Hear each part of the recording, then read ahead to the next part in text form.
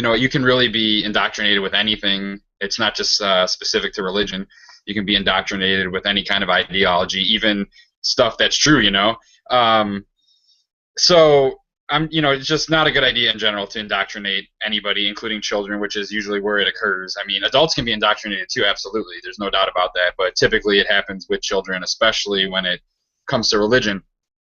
And the reason that's such a big problem is because indoctrination is not just teaching somebody, to believe in something and saying it's true, but also to be leery of and be skeptical of anybody who's telling you otherwise. So it's completely just getting you in this mindset of the truth and nothing's going to change your mind. And that's how you get Ken Ham, debating Bill Nye, saying absolutely nothing's going to change my mind. This is what I believe, and you're just, no matter what you say, I'm going to believe this.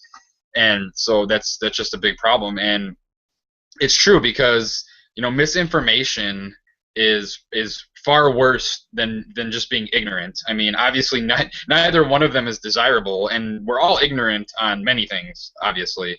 But we just happen to be not ignorant on the topics of like religion and Christianity and things like that, atheism, science, in those areas. We're fairly well educated and informed, but misinformation, you think you know what you're talking about. It's false security, but you're really wrong. And then when anybody tries to convince you otherwise, you just completely block it out. And they've demonstrated this. We all know Fox News is full of bullshit. It's just propaganda. They just lie all the time. And they've actually done studies where people who watch Fox News actually know less than people that don't watch any news or really don't watch that much news at all, because the information they are getting is bad information. So when it comes to actually knowing the truth, they are worse off than people who literally don't have anything to go on. So as far as that goes, and then I just did want to talk a little bit about personal experience. A lot of times people will cite their anecdotal evidence or their personal experience as evidence that their religion is true or their God exists or what have you. And this kind of ties into what we were talking about earlier with dopamine and emotion and things of that nature, because it's a so-called spiritual experience is very similar to what can be achieved through psychotropic drugs or anything that really stimulates your neurotransmitters or messes with any of that kind of stuff. It gives you that sensation of something from the outside, something otherworldly or spiritual going on. You kind of get this rush, and it clouds your mind and clouds your judgment. And to a lot of people that feels like, oh, there's something out there that's God. I'm feeling God or the Holy Spirit right now. And I did a video kind of addressing this a little ironically called I Had an Experience. I'll post a link to that too in a little bit.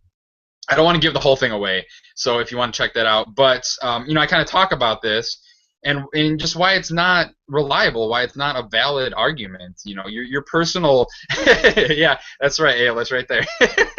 So we got the poltergeist going on, but yeah, I mean, it's just your personal experience or what you personally feel is not evidence, because that's why we rely upon empirical evidence and objective evidence, which is, a lot of people being able to agree that they're seeing or experiencing or observing the same thing, and that you have evidence to support that other than just what you're feeling inside.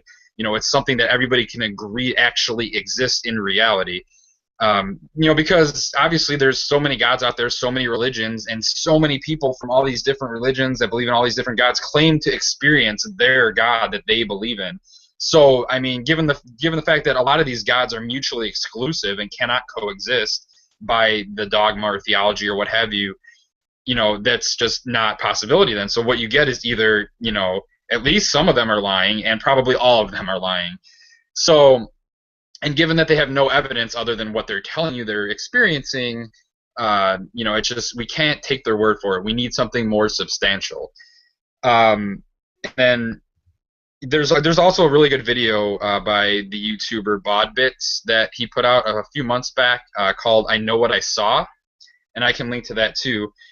But that's a really good video, and kind of also addresses this, people claiming to have had experiences or anecdotes about things that they claim proves that their God exists or what have you.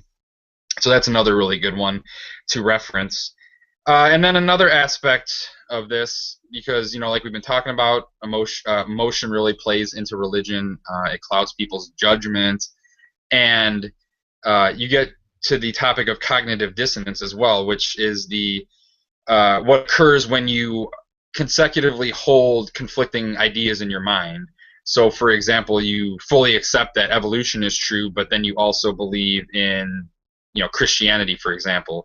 Um, you may not realize these things conflict and are irreconcilable, and a lot of people do that because obviously there's a lot of non-creationist Christians out there, and they think there's no problem with what they believe. I used to be one of them. I was never a creationist. I always accepted evolution ever since I learned about it. Obviously, being a molecular biologist, I have a lot more reason to accept it now. I understand the evidence. I'm not just, going on what other people have told me or whatnot. And that's how I pretty much came out of Christianity. Was I got to the point where I tried to amalgamate what I believed religiously with what I claimed to believe, or what what I knew to be true scientifically or observably. So when I tried to put these together, I realized that just wasn't going to work. So something had to give, and obviously the thing that there's evidence for is what had to take precedence over what there was no evidence for, even if I wanted it to be true. And it can be kind of a stressful or painful experience, coming out of that. I wasn't even that religious ever, really. I mean, I was never one to really go to church a lot. I was never really into religion. I mean, I was obviously raised with it. I went to church, all that kind of stuff. But even for somebody like me, it was a bit of a startling process. So, that's a place that you have to get to. It's I think once you broach that, once you actually get to that place where you try to reconcile with what you believe with what you know to be true, it's really easy to keep going on believing, and a lot of people do that.